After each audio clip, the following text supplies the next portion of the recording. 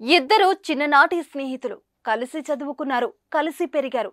తక్కువ కాలంలోనే ఆ స్నేహం కాస్త ప్రేమగా మారింది. ఇంకేముంది, ఇద్దరు చిలక గోరింకలా చెట్టా పట్టాలేసుకుని ప్రపంచమంతా చుట్టేశారు. ఒకరిని విడిచి ఒకరు ఉండలేనంతగా దగ్గరయ్యారు. పెళ్లి చేసుకుందామని నిర్ణయించుకున్నారు.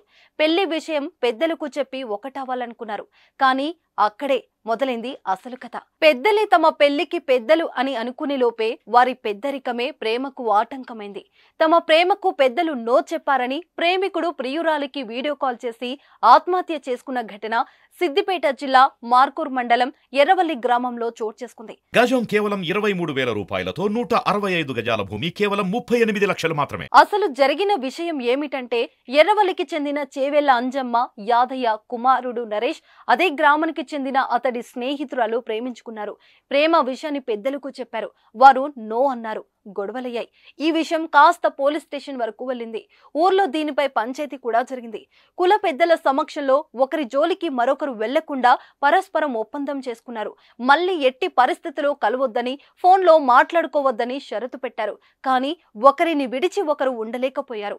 ఫలితంగా దూరంగా ఉన్న ప్రేమికులు మళ్లీ ఫోన్లోనే మాట్లాడుకున్నట్లు తెలిసింది. నరేష్ ఆమెకి దూరంగా ఉండలేక కుమిలిపోయాడు.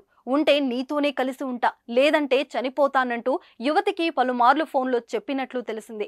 శుక్రవారం సాయంత్రం యువతికి ఫోన్ చేసిన నరేష్, నువ్వు లేకుండా నేను బతకలేను అని చెప్పాడు. చివరిగా నిన్ను ఒక్కసారి చూడాలని ఉందని యువతికి వీడియో కాల్ చేశాడు నరేష్. కొద్దిసేపు మాట్లాడి చీర తీసుకుని ఉరి వేసుకుంటున్నానని చూపిస్తూ ఆత్మహత్య చేసుకున్నాడు. యువతి కుటుంబ సభ్యులే తమ కుమారుడిని హత్య చేశాడని నరేష్ తల్లిదండ్రులు అంజమ్మ యాదయ్య ఆరోపించారు. తన కుమార్తెను ప్రేమించాడనే అహంతోనే తమ అబ్బాయిని పలుమార్లు తీవ్రంగా కొట్టారని పోలీసులకు ఇచ్చిన ఫిర్యాదులో పేర్కొన్నారు. అనుమానాస్పద మృతిగా కేసు నమోదు చేసుకున్న పోలీసులు దర్యాప్తు ప్రారంభించినట్లు ఎస్ఐ శంకర్ తెలిపారు.